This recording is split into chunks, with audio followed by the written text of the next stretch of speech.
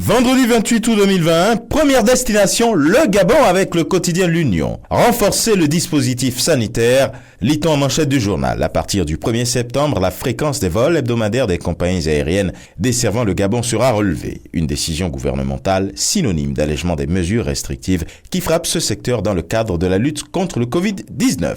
Ce qui, bien évidemment, exige un renforcement du dispositif sanitaire et sécuritaire à l'aéroport Léomba. Au Cameroun maintenant, l'œil du Sahel dit que l'armée fait le point de l'insécurité dans le Faro et le Déo. Avec mutation, on lit discipline au RDPC, le mur des contestations. À visage découvert et sous anonymat, des cadres du parti auditionnés par la commission Moussongué crient à l'injustice. Avec Cameroun Tribune, on parle couverture santé universelle. Ça se précise, promet le journal. Et pendant ce temps, repère titre sport. Remise de logements sociaux au Lion de 90, Roger Mila Boud, le cadeau présidentiel. Togo Matin emmène ses lecteurs à l'Assemblée nationale. Yawa Tsegan s'est entretenu avec Christina Martins Barrera et Saïd Abeloko, lit-on. Le Sud Quotidien s'intéresse au dialogue politique en disant qu'après le consensus relatif au parrainage, c'est le désaccord. Wolf Quotidien lui fait une synthèse de la rencontre du président Macky Sall avec son homologue Emmanuel Macron.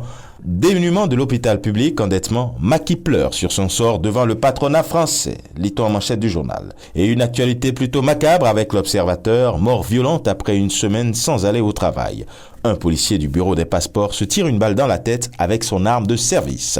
Apprend tristement le journal. En Côte d'Ivoire, Fraternité Matin dit qu'après les événements de Bonois, Ahmed Bakayoko parle aux jeunes et leur demande de ne pas se battre pour des hommes politiques. Une actualité qui rebondit en manchette du Patriote. Ne vous détruisez pas, dit Ahmed Bakayoko aux jeunes de Bonois.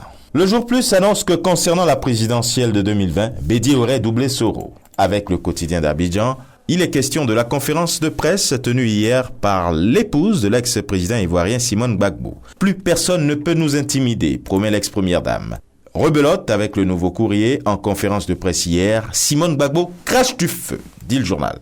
Et enfin au Bénin avec la Nation, réaménagement de la carte diplomatique, le personnel rappelé face à Aurélien Agbenonsi. Et le Maquinal qui fait un focus sur l'année académique 2019-2020 en disant que le gouvernement confirme la tenue des examens nationaux de licence et de master. Et ce sera tout pour aujourd'hui, mais encore, prudence, vigilance et surtout, n'oubliez pas les gestes barrières. Excellent début de week-end et à la semaine prochaine.